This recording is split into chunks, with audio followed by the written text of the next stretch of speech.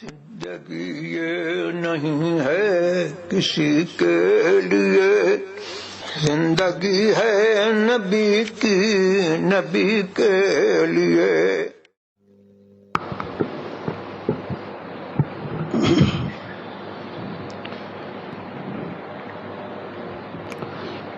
عزیزان ملت اسلامیہ، السلام علیکم ورحمۃ اللہ وبرکاتہ۔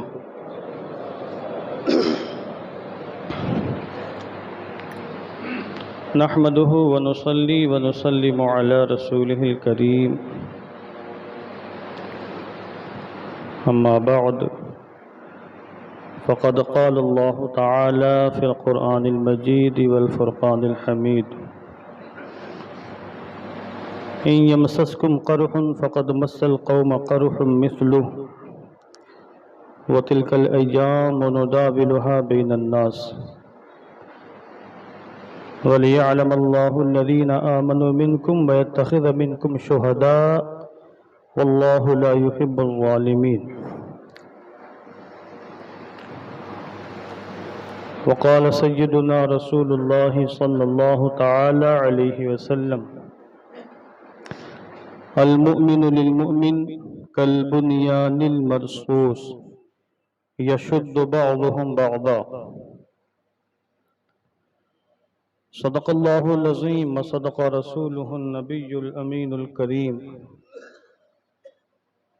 ونحن على ذلك لمن الشاہدین والشاکرین والحمد للہ رب العالمین۔ مولاي صل وسلم دائما ابدا على حبیبک خیر الخلق كلهم، فهو الذي تم معناه وصورته ثم اصطفاه حبيبا بارئ النسم، منزه عن شريك في محاسنه فجوهر الحسن فيه غير منقسم۔ يا رب بالمصطفى بلغ مقاصدنا واغفر لنا ما مضى يا واسع الكرم۔ آئیے دل لگا کر انتہائی عقیدت و احترام کے ساتھ حضور رحمت عالم جانی عالم فخر بنی آدم سید الانبیاء والمرسلین ارواحنا فدا جناب محمد الرسول اللہ صلی اللہ تعالی علیہ وسلم کی مقدس بارگاہ میں درود و سلام کا ہدیہ محبت پیش فرما لیں۔ اللہم صلی علی سیدنا مولانا محمد مبارک وسلم صلاة و سلاما علیکہ یا رسول اللہ صلی اللہ تعالی علیہ وسلم۔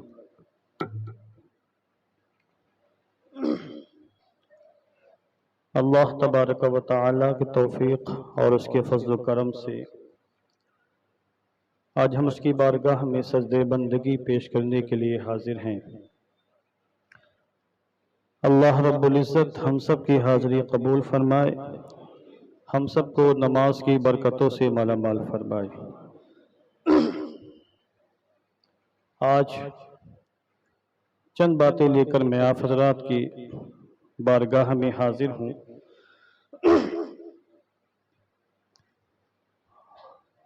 دنیا کے جیسے کچھ حالات ہیں وہ آپ حضرات کی نظروں کے سامنے ہیں۔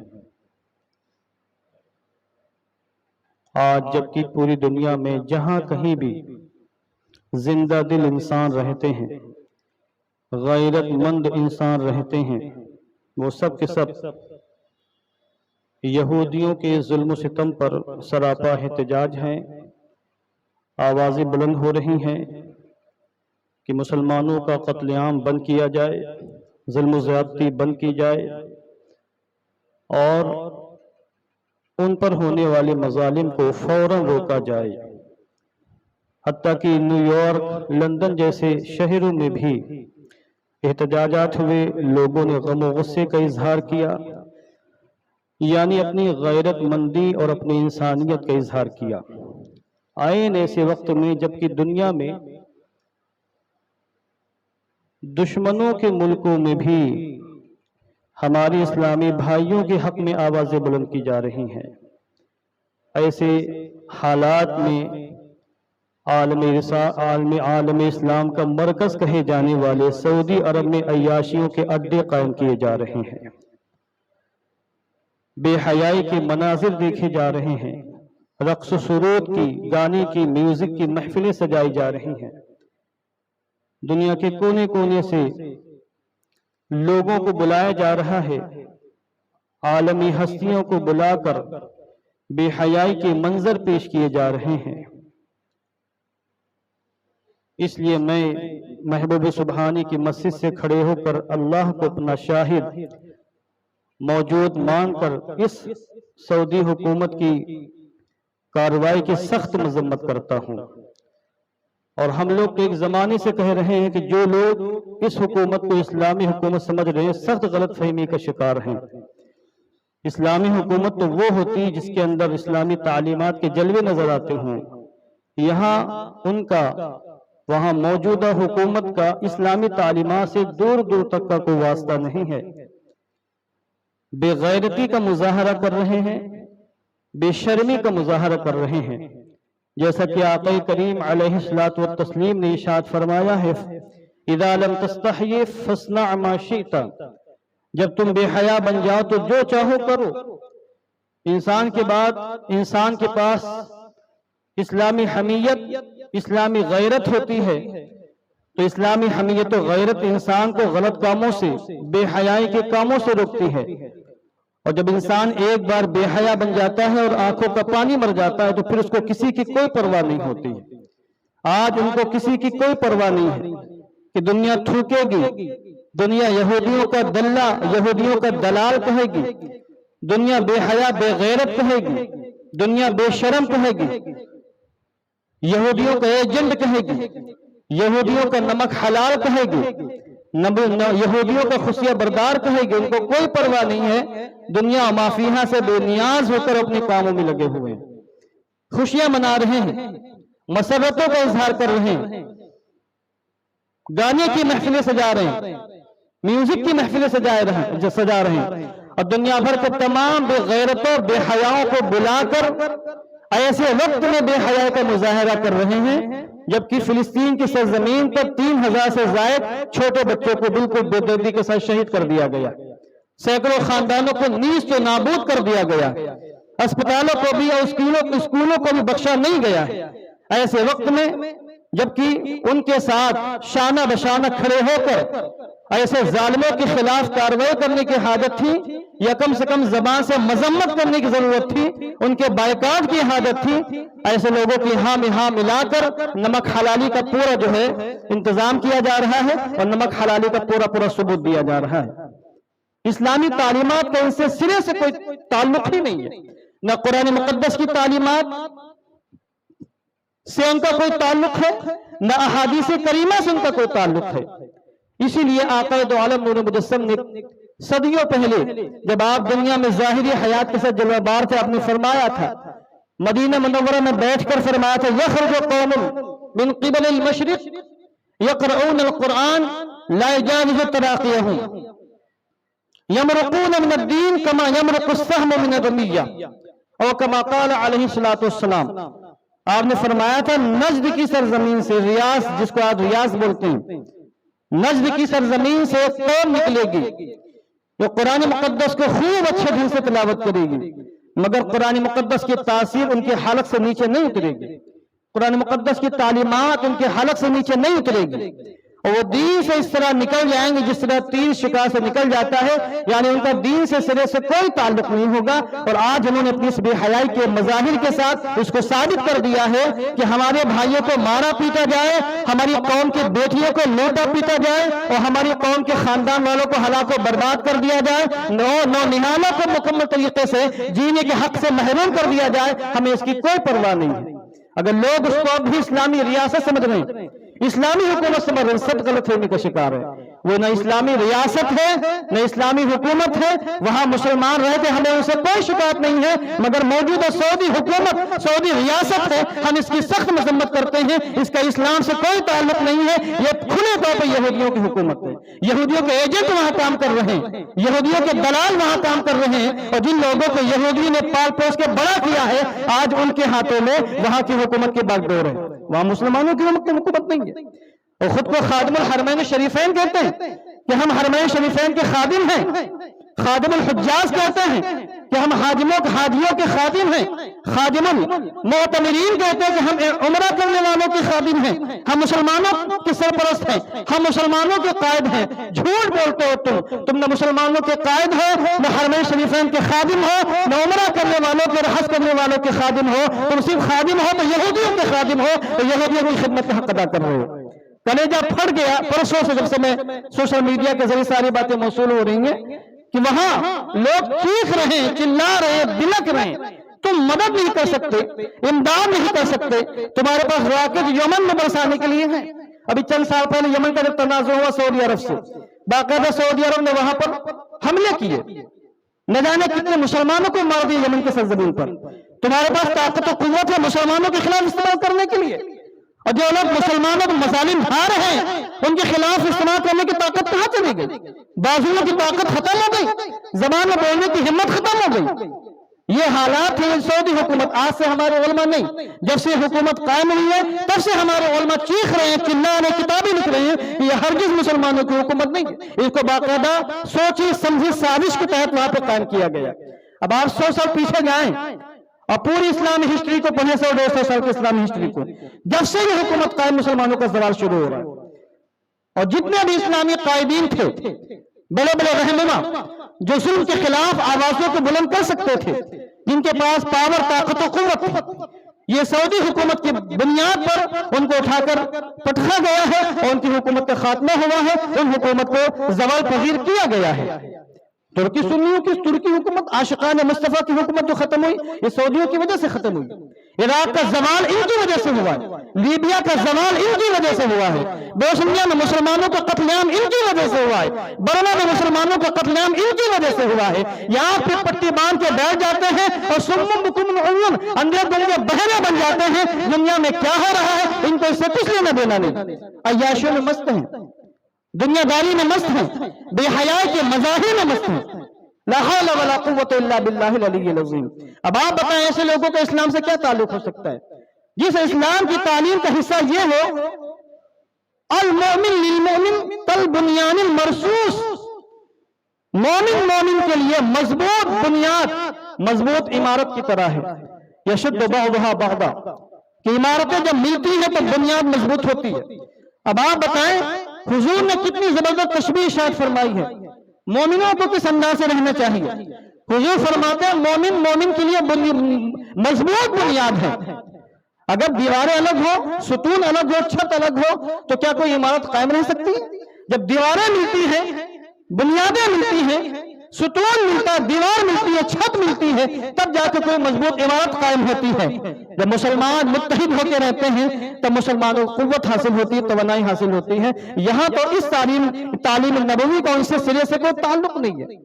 حضور نے یہاں تک ارشاد فرمایا ہے مثل المؤمنین فی تراحمہم وتوادہم وتعاطفہم مثل الجسد، مسلمانوں کی مثال آپس میں رحم کرم کرنے میں، شفقت و محبت کا مظاہرہ کرنے میں، ایک دوسرے کے ساتھ مہربانی کرنے میں مسلمانوں کی مثال ایک جسم کی طرح ہے۔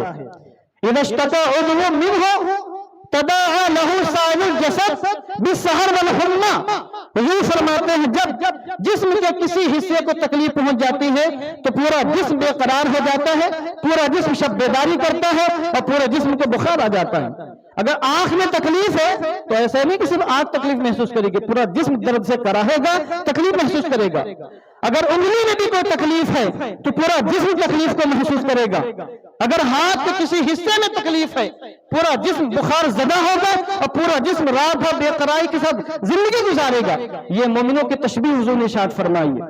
ہم تو بے بس کچھ نہیں کر سکتے، ہمارے پاس کوئی طاقت و قوت نہیں، ہم مذمت کر سکتے ہیں، لعنت بھیج سکتے ہیں ان کی قباحتوں کو بیان کر سکتے ہیں، بد دعائیں کر سکتے ہیں، مومنوں کے حق میں دعائیں کر سکتے ہیں، مگر کم سے کم جن کے پاس طاقت و قوت ہے وہ تو اپنی طاقت و قوت کے اعتبار سے کام کاج کریں۔ اس تعلیم نبوی کا ان سے کوئی تعلق نہیں ہے۔ اس طرح حضور نے فرمایا من نفس عن مسلم قربۃ من قرب الدنیا نفس اللہ عنہ قربۃ من قرب یوم القیامہ۔ یہ دنیا میں کسی مومن سے ایک چھوٹی سی مصیبت کا خاتمہ کرتا ہے، دنیا سے کسی مومن کی ایک چھوٹی سی مصیبت کو دور کرتا ہے، اللہ قیامت کی بڑی مصیبتوں میں سے ایک بڑی مصیبت کو دور فرما دے گا۔ یہ ساری روایتیں موجود ہیں، کیا ان کو نہیں پتہ ہے؟ مگر ان کا چونکہ اسلامی تعلیمات سے کوئی حصہ ان کو نہیں ملا ہے اور نبوی تعلیمات کا سرے سے کوئی حصہ نہیں ملا ہے، اور ایسے ہی لوگوں کے بارے میں قرآن مقدس میں اللہ نے فرمایا ہے صم بکم عمی، آنکھیں ہیں مگر حق دیکھ نہیں سکتے ہیں اس لیے اندھے ہیں، کان ہے مگر حق سن نہیں سکتے ہیں اس لیے بہرے ہیں، زبان ہے مگر حق بول نہیں سکتے ہیں اس لیے گونگے ہیں، فہم لا یرجعون، یہ کبھی بھی پلٹ کر حق کی جانب نہیں آنے والے ہیں۔ ایسے ہی لوگوں کے بارے میں بیان فرمایا۔ دنیا کہاں سے کہاں پہنچ رہی ہے، دنیا منصوبے بنا رہی ہے اسلام کے خاتمے کے لیے، مسلمانوں کے خاتمے کے لیے، اور جن کے پاس ریاستیں ہیں، طاقت و قوت ہے، اور اسلامی ریاست کے نام پر جو حکمرانی کر رہے ہیں، خادم الحرمین شریفین کے نام پر جو دنیا پر حکمرانی کرنے کا خواب دیکھ رہے ہیں، ان کی زبان میں بولنے کی طاقت و قوت نہیں ہے، حق دیکھنے کی طاقت و قوت نہیں، مذمت کرنے کی بھی طاقت و قوت نہیں ہے۔ ایک وہ تھے جو خلافت کر کے چلے گئے، حکومت کر کے چلے گئے، فاروق اعظم رضی اللہ تعالیٰ عنہ، جب فلسطین فتح ہوا سن 17 ہجری میں اور دوبارہ اسلام وہاں مسلمانوں کا قبضہ ہوا فلسطین میں سن 17 ہجری میں، اس کے بعد سلطان صلاح الدین ایوبی کے زمانے میں دوسری مرتبہ جب بیچ میں عیسائیوں نے قبضہ کر کے مسلمانوں کو قتل عام کیا تھا۔ یہ لمبی تاریخ ہے۔ فاروق اعظم تشریف لے جا رہے ہیں فلسطین کے زمین پر، راستے میں آپ ایک جنگل سے گزر رہے تھے، آپ اور آپ کے خادم خاص سے کوئی اور نہ تھا، کوئی پروٹوکول نہ تھا، کوئی سپاہی نہ تھے، کوئی باڈی گارڈ نہ تھے، تنہے تنہا تشریف لے جا رہے ہیں، ایک آپ کے خادم خاص ہیں۔ راستے میں آپ نے دیکھا کہ ایک جنگل میں ایک بوڑھی خاتون ایک چھپر کے اندر رہتی ہیں، سوچا لاؤ ان سے حالات دریافت کرنے کیا حالات ہیں۔ فاروق اعظم کی حکومت چونکہ پورے عالم اسلام پر تھی، پورے عالم اسلام کے تنہے تنہا خلیفہ تھے، ذمہ داری کا احساس کیا ہوتا ہے فاروق اعظم سے سیکھنا چاہیے۔ فاروق اعظم تشریف لے جا رہے ہیں، ظاہر سی بات ہے ایک تنہے تنہا حکمراں، اس زمانے میں سوشل میڈیا کا زمانہ بھی نہیں تھا کہ انسان دنیا کے کونے کونے پر نظر رکھے کہاں کیا ہو رہا ہے، مگر فاروق اعظم نے پھر بھی مکمل کاوش کی، سوچا لاؤ اس بوڑھی خاتون سے پوچھ لیں اپنے بارے میں۔ فاروق اعظم تشریف لے گئے، سلام کیا اور اپنا نام نہیں بتایا کہ میں کون ہوں، یہ نہیں بتایا کہ میں مسلمانوں کا خلیفہ عمر فاروق ہوں۔ کہا امی جان آپ کو عمر کے بارے میں کچھ پتا ہے؟ کہا عمر مسلمانوں کا خلیفہ ہے، ہمارا خلیفہ ہے، کیا آپ عمر کے بارے میں کیا کہتی ہیں؟ اتنا سننا تھا کہ وہ بوڑھی خاتون ناراض ہو گئی اور کہا عمر اس لائق نہیں ہے کہ ہمارا خلیفہ بنے، آج تک عمر کی طرف سے مجھے ایک دانہ بھی نہیں ملا۔ اتنا سننا تھا فاروق اعظم کے قدموں سے زمین کھسک گئی، آپ کی آنکھوں سے آنسو جاری ہو گئے اور آپ نے فرمایا ایک عمر تنہا تنہا سب کا خیال کیسے رکھ سکتا ہے؟ عمر مدینہ منورہ میں ہے اور آپ یہاں جنگل میں سینکڑوں میل کے فاصلے پر تنہا پڑی ہوئی ہیں، عمر کو آپ کے حالات کیسے معلوم ہوں گے اور کیسے وہ آپ کی خدمت کر سکتا ہے؟ بوڑھی خاتون نے کہا جب اسے ہمارے حالات کی خبر نہیں ہے تو پھر حکومت کیوں کرتا ہے؟ اللہ، یہ جملے فاروق اعظم کے سینے میں گھسے تھے تیر کی طرح، اور دہاڑے مار مار کر فاروق اعظم روئے تھے، رب کی بارگاہ میں سجدہ ادا کیا اور اللہ کی بارگاہ میں معافی مانگی فاروق اعظم نے کہ اللہ عمر پوری کوشش کر رہا ہے، پوری توانائی صرف کر رہا ہے، عمر راتوں کو جاگ کر قوم کا خیال رکھتا ہے، نگرانی کرتا ہے کہ میری رعایا میں سے کوئی پریشان نہ ہو، مصیبت زدہ نہ ہو، مسلمان آرام سے رہیں، امن و سکون سے رہیں، کوئی دشمن مسلمانوں پر حملہ نہ کر سکے۔ اے اللہ اگر پھر بھی عمر سے اس کو تاہی ہو رہی ہے تو عمر کو معاف فرمانا۔ یہ ہوتے اسلامی حکمراں جن کے اندر رواداری ہوتی ہے، ہمدردی ہوتی ہے، مسلمانوں کا خیال رکھتے ہیں، یہ ایسے اسلامی حکمراں ہوتے ہیں۔ جیسے اگر ایسے اسلامی حکمراں ہوتے ہیں اور واقعی ایسے نہیں ہوتے ہیں تو ہم ایسے لوگوں پر تھوکنا بھی گوارا نہیں کرتے ہیں جن کے بازو میں ان کے قوم کے بچوں کو ذبح کیا جا رہا ہے، قوم کی بیٹیوں کو بیڑا کیا جا رہا ہے، اور انہی لوگوں کے ساتھ مل کر یہ میوزک کے کارنامے، میوزک کی محفلیں سجا رہے ہیں اور گانے بجانے کی محفلیں قائم کر رہے ہیں۔ ایسے بے حیا بے غیرت لوگ کبھی قوم کی نمائندگی نہیں کر سکتے ہیں اور کبھی قوم کی قیادت نہیں کر سکتے ہیں۔ قیادت کی تھی سیدنا صدیق اکبر میں، کیا آپ کے حالات تھے؟ سیدنا صدیق اکبر جب خلیفہ بنے مسلمانوں کے، تب رات میں روزانہ مدینہ منورہ کے باہر تشریف لے جا رہے تھے۔ فاروق اعظم کو پتا چلا کہ یہ رات کی تاریکی میں حضرت صدیق اکبر کہاں جاتے ہیں، پیچھا کرنا شروع کیا، اور کسی بد ظنی کی بنیاد پر انہیں حسن ظن تھا، بس یہ تھا کہ تنہا جاتے کہیں کوئی مصیبت میں گرفتار نہ ہو جائے، ہمارے خلیفہ ہیں یہ، حضور کی جانشین ہیں۔ تو ایک بار پیچھا کرتے کرتے پہنچ گیا عمر فاروق اعظم ایک مکان میں، دیکھا کہ صدیق اکبر ایک مکان میں داخل ہوئے، فاروق اعظم باہر بہت دیر تک کھڑے رہے، اور تھوڑی دیر کے بعد جب ابو بکر وہاں سے نکلے اور چلے گئے، ان کو نہیں پتا تھا کہ عمر میرا پیچھا کرتے ہوئے یہاں تک پہنچ چکے ہیں۔ اس کے بعد عمر فاروق اعظم گھر میں داخل ہوئے، دیکھا گھر میں کوئی نہیں، ایک اندھی بوڑھی خاتون ہے، اندھی ہے، بوڑھی ہے، لنگڑی لولی ہے، نہ چل سکتی ہے نہ پھر سکتی ہے، مگر صدیق اکبر ان کا درد کیسے محسوس کیا۔ عمر فاروق اعظم اس خاتون کے پاس گئے، سلام کیا اور پوچھا کہ یہ جو نوجوان، یہ جو آدمی آپ کے پاس آئے تھے، یہ روزانہ کیوں آپ کے پاس آتے ہیں، کیا معاملہ ہے؟ کہا خدا کی قسم مجھے نہیں پتا یہ کون صاحب ہیں، مگر یہ مسلسل کئی دنوں سے میرے پاس آتے ہیں، میرا پیشاب پخانہ صاف کرتے ہیں، مجھے حاجت کراتے ہیں، اس کے بعد میری جو حاجت کی ساری چیزیں ہیں وہ ساری چیزیں فراہم کرتے ہیں، میرے گھر میں جھاڑو لگاتے ہیں، اور صاف ستھرا کرنے کے بعد وہ یہاں سے چلے جاتے ہیں۔ مجھے نہیں پتا یہ کون ہے، یہ اللہ کا بندہ میری خدمت کرنے آتا ہے، میری حاجتوں کو دور کر دیتا ہے، پریشانیوں کا خاتمہ کر دیتا ہے، گھر میں صفائی کر کے چپ چاپ چلے جاتے ہیں۔ لوگوں نے ابو بکر کو خلیفہ بنایا ہے، میں کہتی ہوں اگر اس زمین پر خلافت کا کوئی حقدار ہے، خلیفہ بننے کا حقدار ہے، تو یہ شخص ہے جو میری خدمت کرنے آتا ہے۔ ان کو نہیں پتا تھا کہ وہ ابو بکر ہی خدمت کرنے آ رہے ہیں۔ عمر فاروق اعظم نے جب اتنا سنا تو آپ کی آنکھیں پھٹی کی پھٹی رہ گئیں، اور آپ نے بے ساختہ زبان سے کہا کہ ابو بکر آپ نے بعد میں آنے والوں کو پریشان کر دیا ہے، کہ کون آپ کی جیسی قوم کی خدمت کر سکے گا، ملت کی خدمت، مسلمانوں کی خدمت کون کر سکے گا؟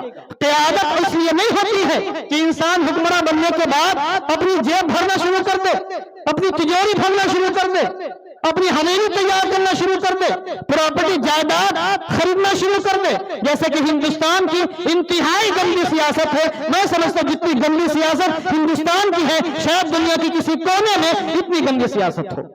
ساری تماشا بازیاں، ساری گنڈا گردیاں، ساری قسم کی برائیاں، قباحتیں اگر کہیں پائی جاتی ہیں تو ہندوستان کی سیاست میں، موجودہ سیاست میں پائی جاتی ہیں۔ وہ تھے سیاسی لوگ۔ سیاسی لفظ تو یہ عربی زبان سے آیا ہے، آپ کو نہیں پتا ہوگا، سیاست عربی لفظ ہے، یہ اردو میں یا ہندی میں عربی سے منتقل ہو کے آیا ہے، اور یہ ساسا یسوسو سیاستاً باب نصرہ کا باقاعدہ مصدر ہے، اور اس کا معنی ہوتا ہے قوم کی رہنمائی کرنا، قوم کی خدمت کرنا۔ تو سیاسی تو حقیقت میں وہ ہے جو قوم کی خدمت کرنے والا ہو، کرسی والا حقیقت میں وہ ہے جو اپنی رعایا کی پبلک کی خدمت کرنے والا ہو، اور اپنی قوم اور ملت کے لیے جو کچھ کر سکتا ہو کر سکے، ایسا انسان حقیقت میں سیاسی ہوتا ہے۔ تو یہ لوگ ظالم ہیں، یہ یہودیوں کے ایجنٹ ہیں، یہودیوں کے خستبردار ہیں، یہ حقیقت اسلامی ریاست سے ان کا کوئی تعلق نہیں۔ درود پاک پڑھیں۔ اللہم صلی علی سیدنا مولانا محمد مبارک وسلم۔ صلاۃ و سلام علیک یا رسول۔ سرکار غوث اعظم کا ماہ مبارک جلوہ گر ہے۔ انسانی رواداری ہمدردی کیا ہوتی ہے، ان کو کیا پتا انسانی رواداری کیا ہوتی ہے؟ یہ تو یہودی لڑکیوں سے شادی کر کے عیاشوں کی زندگی گزار رہے ہیں۔ آپ پوری سعودی حکمرانوں کی لسٹ اٹھا کے دیکھ لیں، تفتیش کر لیں، ہر بادشاہ کی بیویوں میں چند بیویاں آپ کو یہودی ملیں گی۔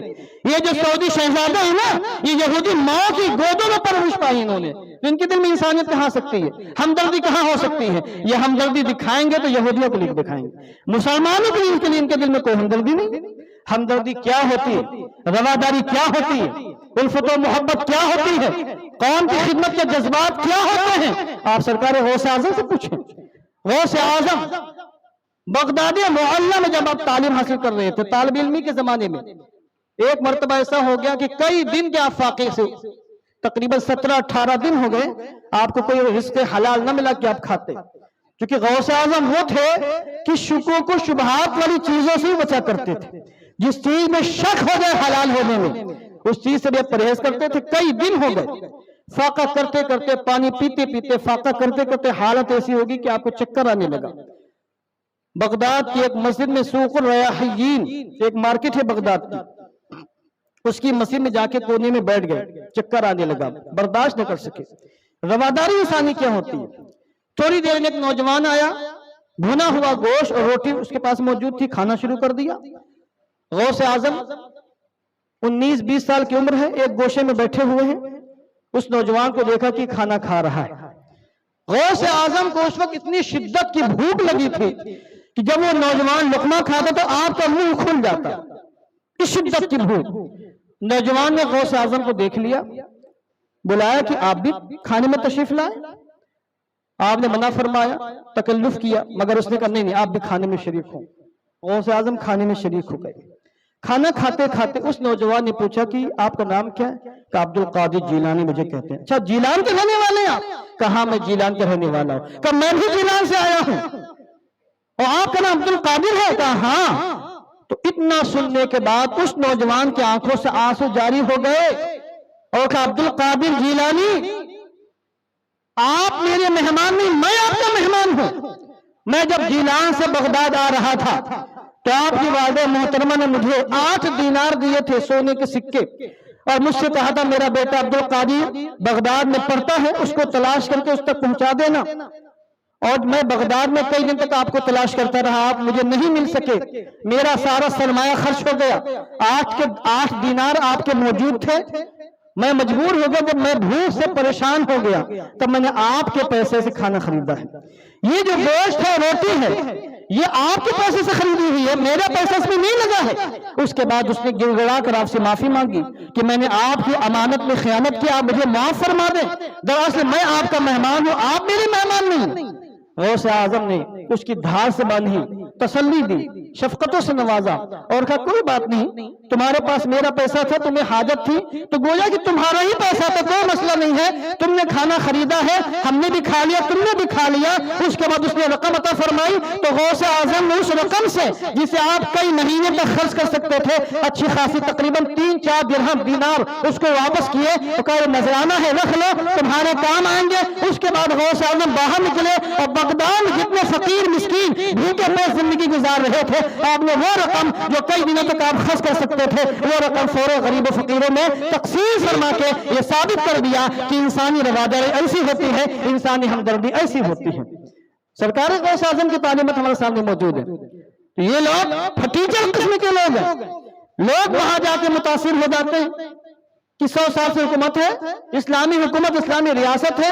آپ آنکھیں کھول کر حق کا چشمہ لگا کر دیکھیں گے، تعصب کا عینک اتار کر دیکھیں گے تو آج جس طریقے سے تیزی کے ساتھ موجودہ حکومت کی سرپرستی میں وہاں بے حیائی کے کاموں کو بڑھایا جا رہا ہے، شاید ہندوستان میں اتنے بے حیائی کے کاموں کو نہیں بڑھایا جا رہا ہوگا.